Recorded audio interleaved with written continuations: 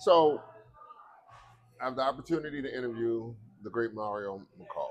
Yeah, Um, cool. you've gone by a couple names. Mm-hmm. The current one is the Mutate God, Yeah, and now you're moving forward. You know, run the names back that I the alias. started. I started as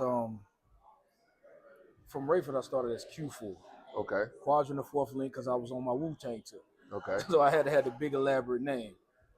And then I said, well, that name doesn't resonate with me being from the country, being from the woods and stuff. hmm So I immediately switched it to Wheat Straw. okay. Wheat Straw went for long. A lot of people love me for that. That's what I have you saved that as my Right, phone is Wheat Straw. right. So they know me for Wheat Straw. And then what happened was it was a guy in Charlotte. He was calling himself Little Petey. That he quickly switched his name to Petey Wheat Straw, which is where I got my name from the black exploitation film Right, Dolomite. You know right, what I right, mean? right, right, right. Like me and my dad used to watch it all the time. It was funny to me. But he started naming himself that. So when he did that, I called the entertainment company in Charlotte and I said, I was cussing him out like, yo, y'all taking my name, you know what I'm saying? You got Petey Pablo name and my name. He was crazy. And then after that, I said, all right, forget it. Let me take the weed off and put the 3D on. Because at that time I wanted to be more in a futuristic lane. And I remember seeing Missy Elliott had just released a 3D music video for the first time. Mm-hmm. And I said, yeah, I'm gonna be 3D Straw. So shout out to Missy Elliott for that. But after that, when I became 3D Straw, I moved to Atlanta. I started writing for a lot of people. I did some writing for Twister, Kerry Hilson, all kinds of things. And then, that was going good with the publishing side, and it went great. So then I came back to North Carolina, and I had hits on like Abo, Drank You, different songs went crazy. And on Foxy 99 now and 104. Then, in my latter years here recently, I performed one more time as 3D, and I said I don't feel like 3D no more. Okay. I felt like I've grown out of that whole thing, and everybody loved my name Mutate when I say mutate in my ad libs. So I said I'm gonna run with that, and I'm gonna be the God of mutation, which is gonna be God of change. And Mutate God was born. Yep. When did you realize you were building more than music? So you're pretty iconic when it comes to Fayetteville because you had high level graphics 20 years ago. Right. You were a pioneer. You were changing things like that. People were like, yo, I want my, and that's back when the only person that really could compare to that was Master P. Yeah. Master P had the tank and the glitz and the glam in his or whatever, and then you went to another level with it. So, Mm-hmm. When did you realize you were doing more than music? Uh, it was one. It was kind of around that time frame whenever I switched the graphics up, because I had graphics as like a lot of my other rap peers, but their stuff was dark, Okay. on a brick wall in the hood. I didn't want to be like that. I wanted to be more elaborate. Went down to Charleston, South Carolina. Shout out to Faison, and he showed me the game that they was doing. Yeah, Faison was iconic. Yeah, that's my guy. Faison was definitely iconic. He's all over the place. Las Vegas, all over the place, traveling right now. And We did. that's right here. Thank you. For sure. But yeah, I wanted to create a world of confusion and chaos, and I knew while everybody had dark graphics, I knew I had to split through the brand of what everybody else was doing to be noticed. So that's when I did that. With Faison, I had all the colorful graphics and stuff like that. And it worked. It made me be seen in the streets. Okay. Yeah, for sure. What belief do you have that most people wouldn't understand? You say our belief.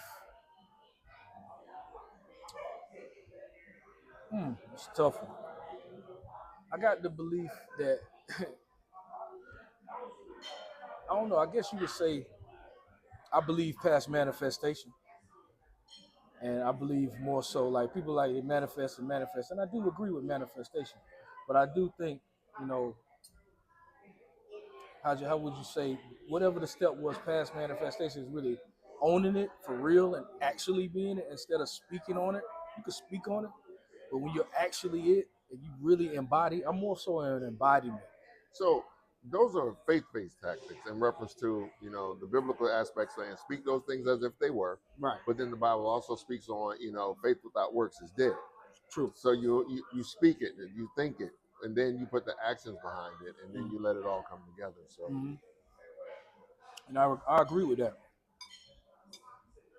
But I'm also agree with the more you think, the action comes with the actual action of doing.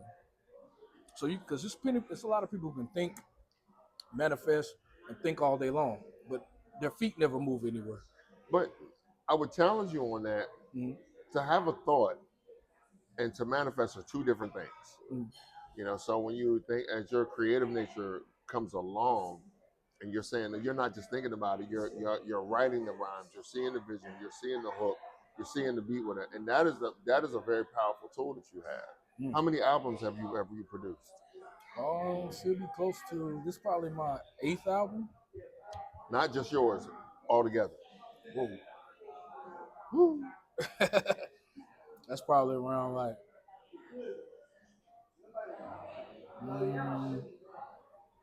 I know it should be around over 20. So over 20. That's a lot of music. Yeah. So even if you took, let's say if each album had 10 songs on the small end, or 12, let's go with 12. That's 240 different songs. It's true. And tactics and schemes and life or whatever like that. So right. That's impressive. You've rocked out with the manifestation in that. It's true. So you got to be sure that you give yourself credit for being creative, because it's a lot of guys that have 240 songs here, but they never come in. You know, and you've not just done for yourself; you've done for other artists. So do you believe in the fact of embodiment? Absolutely. You got to carry that. You think it's a two-way thing? You think the manifestation and then the embodiment is kind of hand in hand? I think it all plays a part. I think it all plays a part when it comes into those situations. Right. You know, and then creatives don't always function in a certain order. Right. Because somebody can manifest it before they even have. It just depends on what your superpower is. How have you handled the stigma of being a rapper and all those that doubted you? I don't really pay attention to the stigma, because I always look at it like I'm creating entertainment, even though I know there is one. I never was the rapper's rapper. I was like the businessman rapper. When people are arguing about bars and all that, my bar is how many records you sold, or how many hit songs you produced, or how did you impact. Let's jump dead into that. You know what I mean? When you had that album, Snap, Crackle, and Pop, and I think that was with you and your brother, correct? Yeah, he produced the whole thing. Right. How many hands did you move? With that one, I moved. Probably that first one was like $1,500, $5 a piece. Yep, moving around all over North Carolina. Yep. Club let out. Me and DJ Yodo, shout out to him. We out there, $5 a piece. Big shout out to DJ Yodo. Yeah, my guy, bro. Yeah. He is definitely Fayetteville hip hop, all of the things, because he would give every artist a shot. Like, for sure. He's the opposite of a gatekeeper. He's more like the travel guy when it comes to media industry in hip hop. He would open the door. So big shout out to Yodo. Big shout out. Listen, and he spin records, fix breaks, do whatever. Like, yeah, man, he get jack of all of them, master of all of them. That's my dude. But yeah, me and him. Club let out, Carolina Live let out. You know, everybody gonna be in the parking lot in the let out, like Cole say. Go to the Hardys. We be out there at the Hardys waiting for him. Yo, y'all like rap, man. I got my new album out. $5. Let me hear it, man. Let me put in there. Oh, this song hot. This song hot. As soon as they hear that bass, it's hot. Boom, we get them. And then we move on. And through the week, we'll post up at that gas station right there. That BP Didn't you post up Boulevard. in Miami Subs too? Yeah. Right. A lot of people don't remember Miami Subs. Yep. Right next to Paradise Right Records. next to Paradise. So Right. we'll have it at Paradise, and if they didn't go to Paradise, we'll be right there posted up. So yeah. I saw like that first month, maybe that first month and a half. Yeah, we did about 1,500, and that was grueling hours. Talk about your family being supportive through the years. My family's always been amazing with anything I ever done. They did like my mother and father is the reason why I dream, the reason why I create. My dad was a painter, still is. They're still living. He was a painter. Big shout out to mom and dad. Yeah. Now, we need names. We need names. Rayvon, Betty McCall, mom, dad. Yeah, right. We need names on that. Yeah, they got to get theirs because they're still together. Yeah. So, 2-parent household all the way through. And you married. Yes.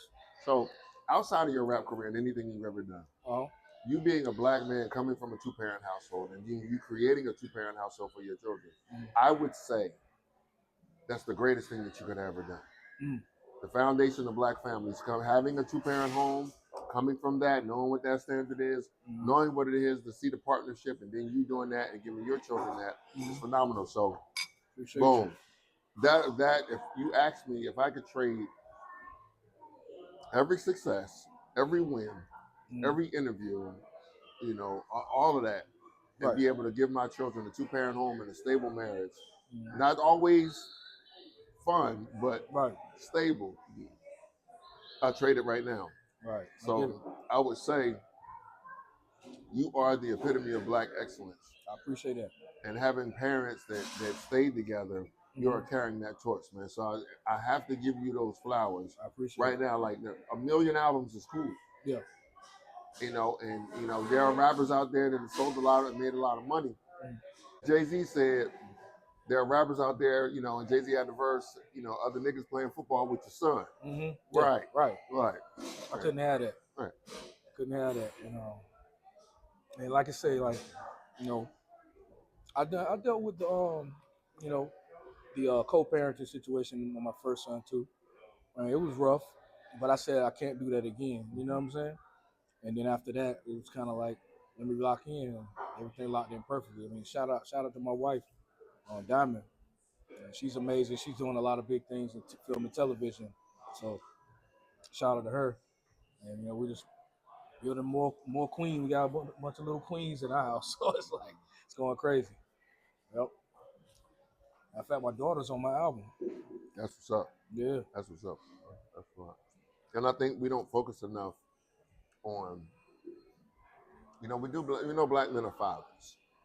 That is a data protected set of circumstances where we know black men have stepped up and unequivocally been more present than, what the crack epidemic and mass incarceration took from us. Right.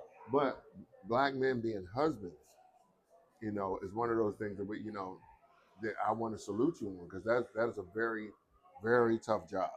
It is. Especially in today's time. It is. It takes a lot to be a husband. And I think that conversation does need to be normalized a lot, because it takes an absolute lot. Due to the climate the way it is, for one, for a man to commit is highly strenuous in today's sexually enhanced climate. For two,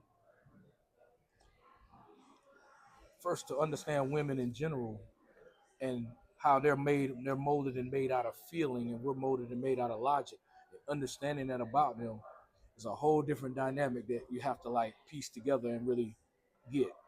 But that also comes from understanding me coming from the 2-parent household, understanding the mother's dynamic and the father's dynamic when they don't get along, when they do have problems, and seeing both sides of it.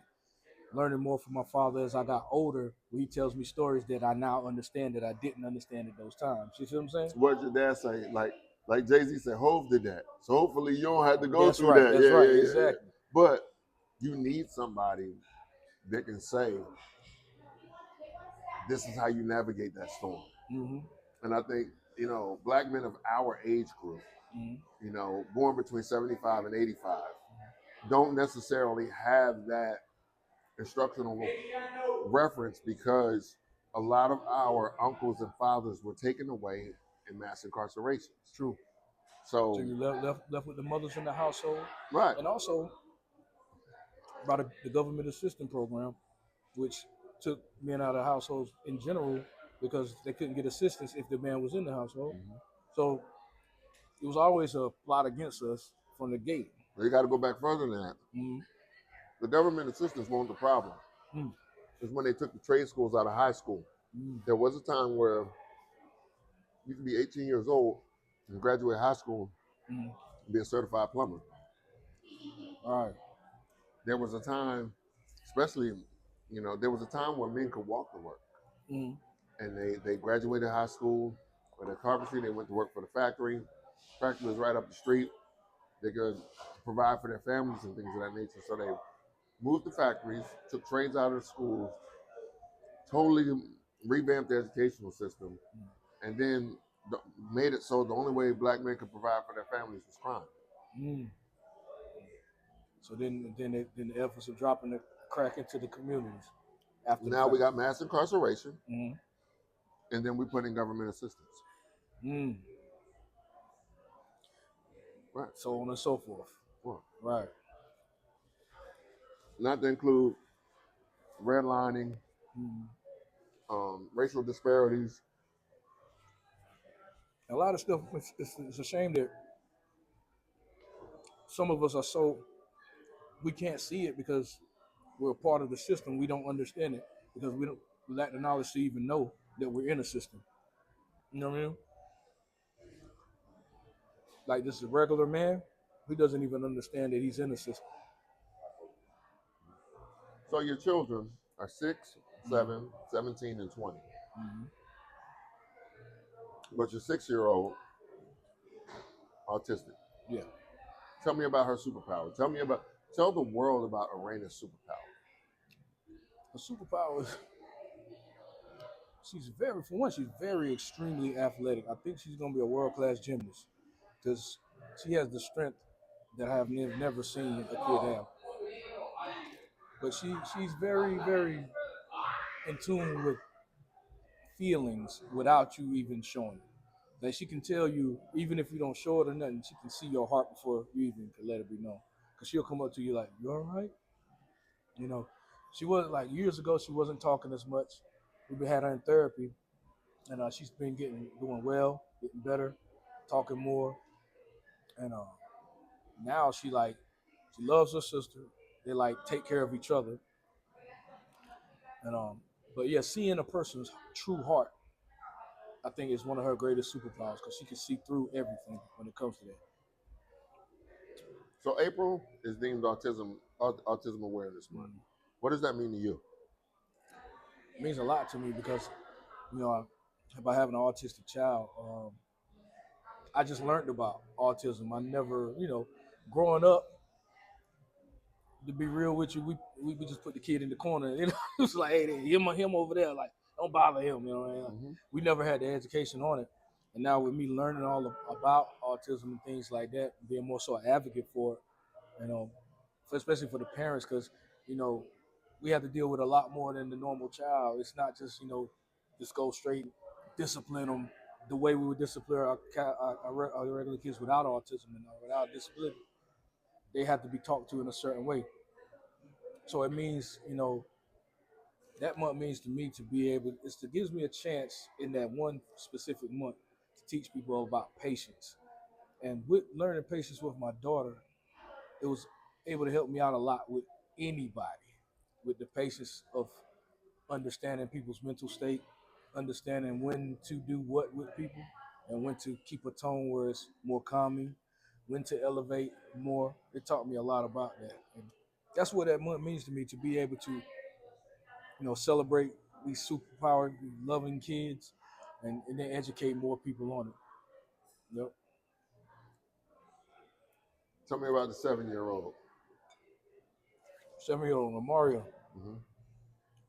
She's just like her mom with all the talents of me and her mom together, but she raps, she sings, she dances. She's a very, very girly girl, very funny, hilarious. She's my talker and everything like that. She takes care of the family. Like she takes care of her little sister like a mother, even though she's 1 year older. Because when we had, to be real honest with you, when we had Arena, we thought we was having her to be with her. We didn't know we was having Mario first to be with her. You know what I mean? But she's like a little mini mom. I call her my fairy baby. And yeah, she's great. She's great. Smart at school. She's going through. She's in first grade now, but she's handling it like a champ. Everybody loves her. She keeps a smile on everybody's face. Then you have a 17-year-old Mm-hmm. who just made the honor society. Yeah, Laura. Laura's amazing.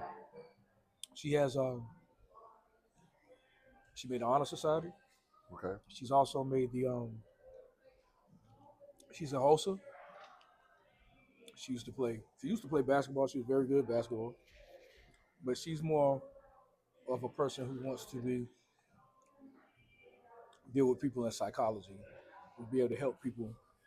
But she's about to be in the military. So she's going to the military after school. She graduates this year coming up.